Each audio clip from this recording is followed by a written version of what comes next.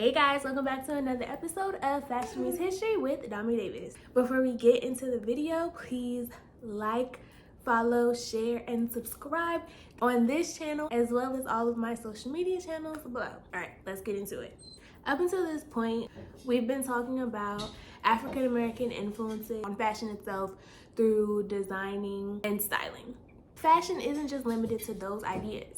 Fashion is about engineering, manufacturing, supply, everything that any other business industry has. With that thought in mind, this week for the final Fashion Meets History episode for Black History Month, we're going to dedicate this episode to Black manufacturers and inventors that changed fashion and history. First up, we have Garrett Morgan.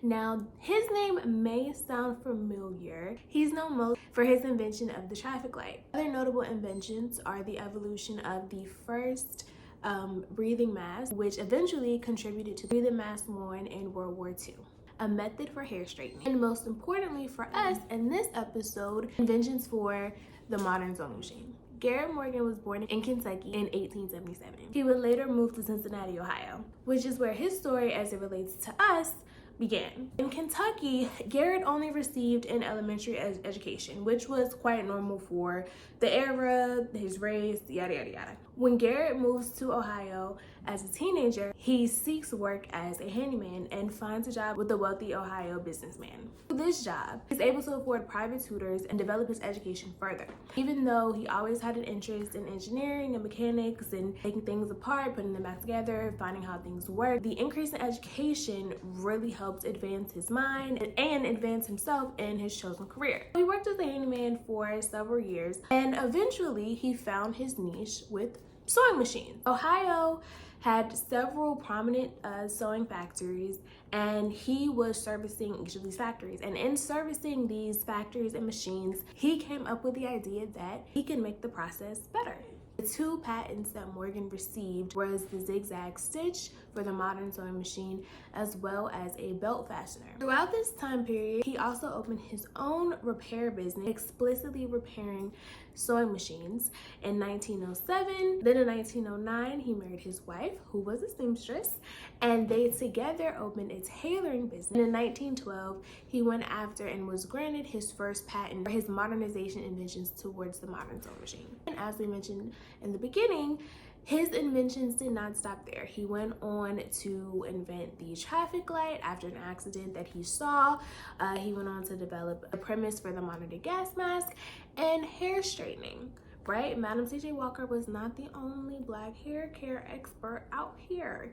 And fun fact, he actually developed the hair straightener in an attempt to modernize the sewing machine yet again to stop the needle in the sewing machine from running through wool fabric. Wool fabric is much like, African American hair. It's very thick and coarse, and his invention succeeded in making the hairs of the wool fabric lie down straight. He then had the bright idea, hey, we can use this in the Black hair community. He tested it on some animals. I know animal cruelty, but it was the early 1900s. What can we say? And after that worked, he tested it on himself. It worked, and he began selling it. Why are Garrett Morgan's inventions relevant to fashion? Without Morgan's improvements to the sewing machine, mass production as we know it would not look the same at all. His inventions helped to increase not only the productivity of modern day sewing machines, but also the effectiveness of them. He also increased how designers and seamstresses were able to design and modernize garments. Without his zigzag extension to the sewing machine, different stitching patterns and techniques of that nature would have to be done by hand, which is a strenuous process, once again tying into mass production and the time it takes to actually create a custom garment. Right. Number 2 for today, the Coleman Manufacturing Company. How is a manufacturing company relevant to fashion, and how is this manufacturing company relevant to history? Well, I shall tell you. So we all know of this little thing called the Civil War, right? Of course we do.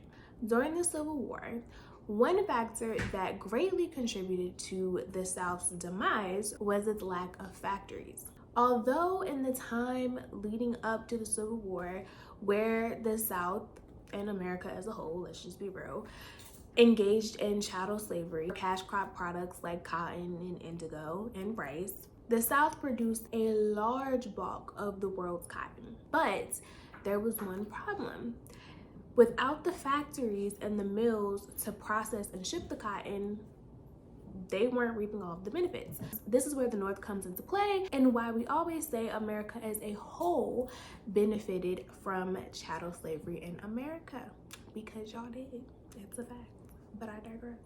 As we know, the South loses the Civil War in 1865. After the Civil War, during the era that we know as Reconstruction, things didn't really change. There were still little to no factories in the South, and the factories that were prominent before and during the Civil War were depleted by all of the war efforts.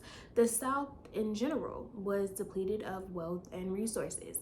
However, the factories and mills that were able to sustain throughout the war into Reconstruction in the latter period were not hiring African American people. Shocker, because they just lost, and these are Black people. So who would have thought it was just gonna be equal pay and representation in hiring, right? They definitely discriminated. But anyway, thankfully for us as the African American community, that is where a group of wealthy and prominent businessmen in North Carolina got together and decided to take economic power into our own hands, thus creating the Coleman Manufacturing Company in 1897. As I just said, the cotton mill was created to increase economic stability for the African American community in North Carolina. Not only would they be owned and operated by African Americans and hire African Americans, but they would also be creating a generational wealth to pass on, as well as providing an actual living wage to the African Americans that were trying to survive in the aftermath of the Civil War and Reconstruction. In total, the cotton mill was funded by this group of prominent African American businessmen, as well as donors and contributions from the local North Carolina community, which was comprised of Black and some white donors. The idea of the mill was so revolutionary that it was featured in the 1900 Paris exhibition, otherwise known as the World's Fair. The Coleman Manufacturing Company had big dreams, but sadly, they would not come into fruition. The cotton mill opened in 1897, but was closed shortly thereafter in 1904 due to economic circumstances like the high rise in the price of cotton that you need to buy in order to process and ship it, as well as the lack of funding to keep the mill operating and to pay workers, which was the whole reason why the mill was established.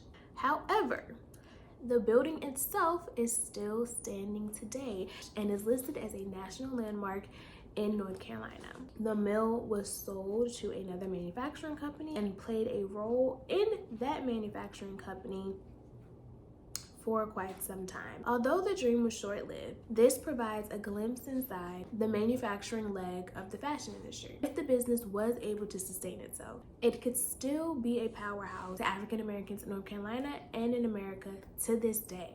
Well, that's all I have for you guys today. This has been episode 6 of Fashion Meets History with Domii Davis.